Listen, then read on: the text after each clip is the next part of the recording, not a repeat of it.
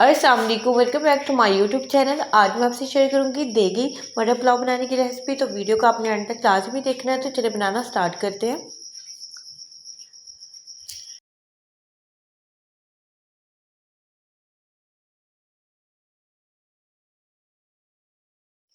देखिए, मटर पुलाव बनाने के लिए हमें चाहिए यहाँ पर एक बड़े साइज़ का प्याज। और प्याज को मैंने थोड़ा सा ब्राउन होने के लिए रख दिया था। आधा तो मैंने ऑयल लिया है, मीडियम आंच पर हम इसे फ्राई कर लेंगे।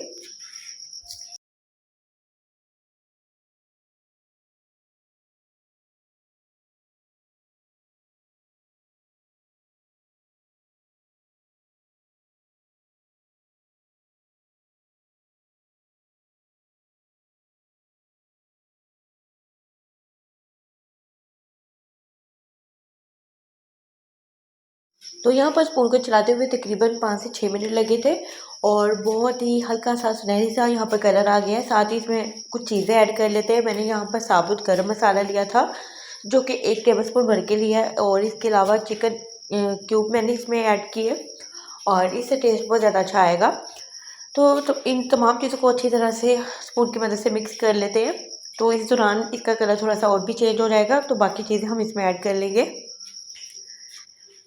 तो यहाँ पर प्याज का बहुत ही ज़बरदस्त सा कलर आ गया है। मैंने यहाँ पर एक बड़े साइज़ का टमाटर लिया था और साथ इसमें जाएगा 1 टेबलस्पून अदरक का पेस्ट, 1 टेबलस्पून जाएगा लहसुन का पेस्ट, और यहाँ पर 2 से 3 सब्ज़ मिर्चें मैंने इसमें ऐड कर दी है। इससे खुशबू बहुत अच्छी आएगी, फ्लेवर बहुत अच्छा आएगा। तो यहाँ पर हमें इसमें स्पाइसेस को ऐड करना है। 1 टेबलस्पून जाएगा इसमें रेड चिली पाउडर, और साथ ही यहाँ पर मैं 1 टेबलस्पून भर के मैंने यहाँ पर नमक का ऐड किया था। कम या ज़्यादा आप अपनी चॉइस के मुताबिक ऐड कर सकते हैं। मैं यहाँ पर आधा किलो चावल बना रही हूँ, तो आधा किलो चावल के हिसाब से मैंने इसमें नमक ऐड किया।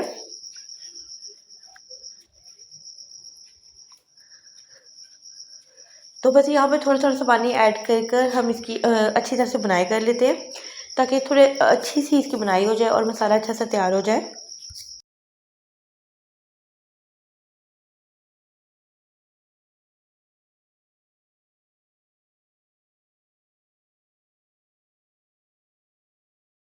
तो मसाले की बुनाई यहाँ पर हो चुकी थी। यहाँ पर मेरे पास 3 पाव मटर थे जो कि फ्रीज़ किए हुए थे।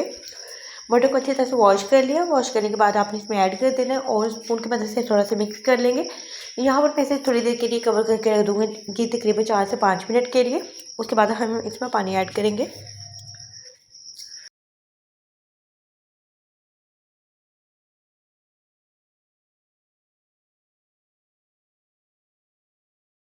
तो यहाँ पर मटर को पकते हुए तकरीबन 4 से 5 मिनट हो गए थे, और यहाँ पर मैंने इसमें पानी ऐड किया था। तकरीबन मैंने 3 गिलास पानी ऐड किया है।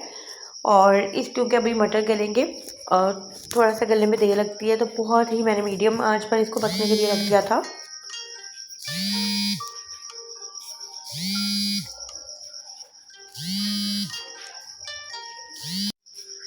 तो बहुत ही यहाँ पर मीडियम आंच पर मैंने पकने के लिए रख दिया था। तकरीबन मैंने इसे 20 से 25 मिनट दिए थे, ताकि अच्छी तरह से हमारे मटर यहाँ पर गल जाए। और चावलों को मैंने भिगो कर रखा हुआ था। आधा घंटा पहले मैंने चावलों को भिगो दिया था और पानी मैंने निकाल दिया इसका। और चावलों को ऐड करने के बाद स्पून की मदद से मिक्स कर लेंगे, और इसके बाद मैंने इसको कवर करके रख दिया था तकरीबन 10 से 12 मिनट के लिए।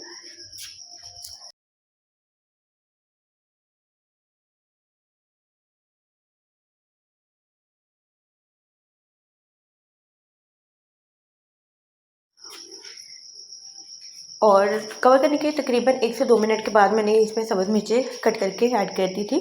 इससे बहुत अच्छी खुशबू आएगी। और तकरीबन 12 से 13 मिनट के बाद पानी इसका काफ़ी हद तक ड्राई हो चुका है, लेकिन अभी भी इसमें पानी है, तो मज़ीद हम इसे कवर करके रखेंगे।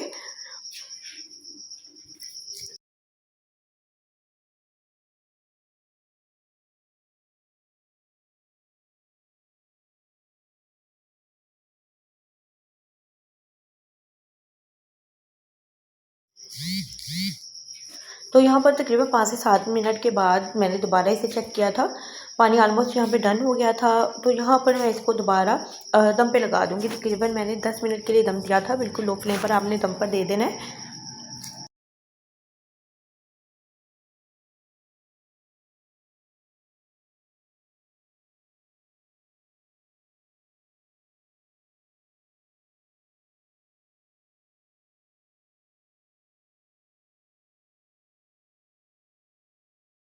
तो यहाँ पर दम देने के बाद बहुत ही ज़बरदस्त से हमारे चावल पक के रेडी हो गए थे। दाना दाना इसका अलग था। तो आप इसे रायते के साथ सर्व कर सकते हैं और पुदीने की चटनी के साथ आप इसे सर्व करें। तो होप सो आपको आज की ये वीडियो अच्छी लगी होगी।